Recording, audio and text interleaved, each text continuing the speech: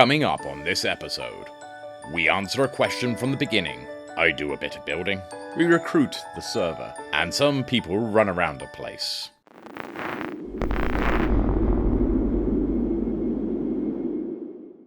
Hi, I'm Draken. This is the DrakenGameWerks. And if we cast our minds back to the very beginning of this whole season, I asked a question. But yeah, give us a cheer as well if you're going to be waiting until the end, the last few weeks before you build your mega build. It's kind of shady over here right now. Well, it seems the answer was actually me. It was me who was going to wait until the end of the season to build a large project. And that project is Assault on BlockTron, which you can see here at the end of the last episode. We got quite some progress done, but there's still a lot more to be done. Now, to put this into terms, I have built a number of games over the seasons. I built everything from the 2 Aspire Towers, we have things like Spawn's Edge, we have Don't Look, we have Operation Datamine. Yet this game is probably the biggest of the lot. In fact, it is the biggest of the lot. It's probably bigger than all of the other games combined when I think about it. And we have time is running out on the season, so I haven't got a lot of time left to finish building this, never mind giving time for people on the server to actually play the game. So I've really got to crack on with it, and thankfully there has been a ton of help so far. I thanked a load of people, we mentioned them all in the last episode, who helped us with the first stage of this project, and a big shout out again to Amelia, who for the second stage of this project has also done an immense amount of building work for us as well as myself jumping in there. So without further ado, let's get this thing finished.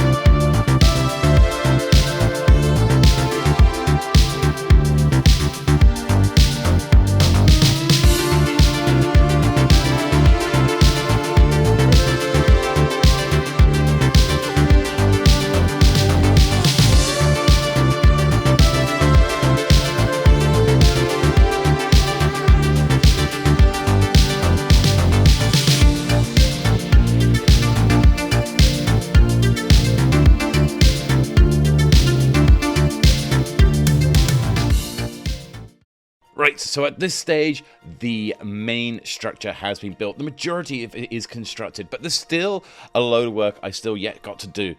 I've got to go through and I've got to check every single slime block line that exists, every single bit of redstone in there to make sure it's going to function correctly. That means testing each line individually to make sure it's going to activate distributors, or it's going to activate randomizers or reset lines, etc. all the way through the whole of the game itself. We've also got to go in and I got to do a bit of decoration. I got to check for some spots where there might be some missing lighting, where there may be bits that still sort of need to be blocked up so it doesn't see the outside world, because we're looking at a lot of this from the outside of the game, but actually everyone's going to be seeing it from the inside. You shouldn't be able to see the outside world at all once you're in the game. On top of that, there's a bunch of other stuff to be done. We have to build instructions, and also we've got to load everything up. These here are the shulker boxes that are going to go into the randomizers. So I got to take these and put them into the randomizers. They've got to be filled with iron nuggets at a certain quantity in each one, and then each of the randomizers loaded. And on top of that, I got to do a ton of custom models. I got to build some new custom music. So all of that's got to be done as well to finish this off. But I am confident that we can get this completed. As we were going through this, I was starting to worry that maybe I may not have enough time to finish it. But now, I really do think we can get this finished in time for the end of the season and give at least a few weeks for people to actually be able to play the game. Calling all Unorthoblocks members. Your world is under threat. An evil AI by the name of BlockTron is threatening to destroy all of existence. But never fear, there is a solution at hand, but we need your help. The time is now. The time is to take on BlockTron. I Draken of the DrakenGameWerks requests your assistance to begin the assault on BlockTron. So, the story so far. The whole of Unorthoblocks' existence is under threat by an evil AI called BlockTron. In its quest, BlockTron is trying to assemble something called an anti-Unorthoblock. Somehow it acquired the ability to travel through time, and is using that ability to develop and launch the anti-Unorthoblock. After extensive research, I have hatched a plan to stop it. Using the enigmatic Spire City and its superior resources, I have reprogrammed some of its security systems to dispense unique AI limiters that can be placed into BlockTron's matrix as it appears throughout parts of history. We will then access these different parts of history using the portal technology that exists in Spire City. With enough AI limiters placed into its matrix, we should be able to reduce BlockTron's capabilities and prevent it from destroying the entire existence of Unorthoblocks. The Draken N ship Aspire, a stealth variant of the Tower class cruisers I've been building, has snuck into Spire City, enabling me to give access to part of the city to Unorthoblocks members. The members will gain access via green keycards which they place into the entrance barrels. The security algorithms that I've built into this enable me to bypass Spire City's security controls, but it has to be constantly rotated. So each time an Unorthoblocks member enters, the corridors and passageways that connect each area changes. Whilst in Spire City, they are looking out for distribution points, inside some of which they will find AI limiters. Each limiter has a different code at the end of its name. This is important for when it comes to dealing with BlockTron. On top of this, members should also be looking out for barrels, as these will contain additional keycards. Some keycards are blank and don't do anything, but some, when placed in the correct crate in Spire City, will give bonuses. And the red keycards allow people to open up the Spire City portals to access parts of time and space where BlockTron has been invading. Here in BlockTron's temporal realm, he has gained access to various regions throughout Unorthoblocks' past and present. The Unorthoblocks will look out for BlockTron nodes. Each node has a different code, and it is their job to place the corresponding AI limiter in the node that matches their limiter's code. Doing this will instantly reward the Unorthoblocks member with a data cube, which can be exchanged in the data store for 5 data disks and an ODM token. I can't give unlimited access to the city, so the members will only have 10 minutes each time to explore the city and the temporal realm before they have to leave. And each member has been given 5 access keycards to begin with, plus they can buy additional ones for 5 data disks from the data store. However, the AI limiters and the keycards they find each time can be taken with them and used in future games. So whilst it's feasible to look for limiters and then find the corresponding nodes in a single run, it is also an equally viable tactic to use the 10 minutes in one run just to look for as many limiters as possible and as many cards, and then use the time in another run to access the temporal round and find where they need to place those limiters. With enough AI limiters in place, we should be able to stop BlockTron forever, reducing his capabilities and saving the Unorthoblocks' existence.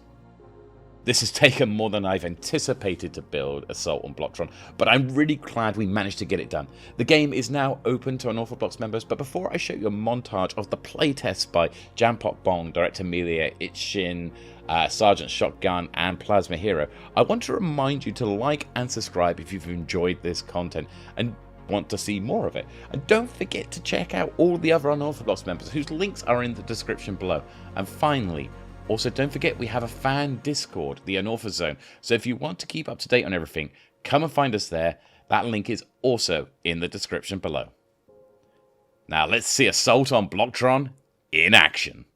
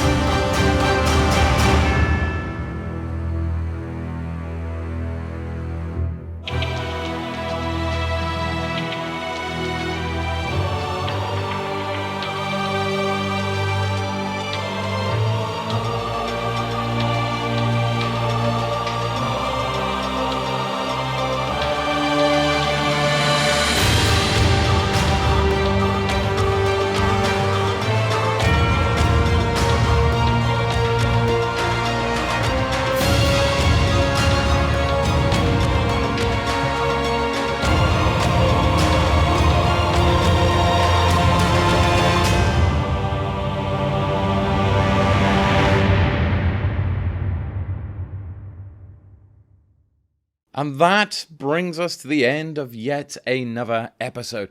Assault on BlockTron has taken me months to build. It's been an extensive build project. But you may remember a few episodes ago we were talking about we have a to-do list to complete before the end of the season. And as of the time of this recording, I've only got about just under 3 weeks to get everything else on this list completed. So I'm going to be very busy for the next few weeks, I think. But in the meantime, I will see you in the next episode. Take care all.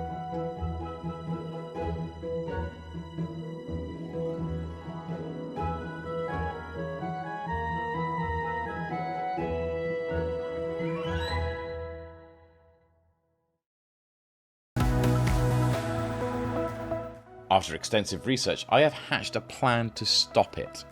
Using the enigmatic, I can't say that word. Using the enigmatic.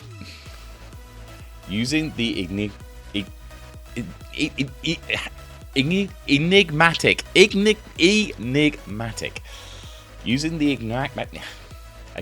Using the enigmatic. Done it again. Using the enigmatic. Using the enigmatic. Using the enam. Using the enam. Enam. It's not enam. It's enag. Using the enigmatic. Enigmatic.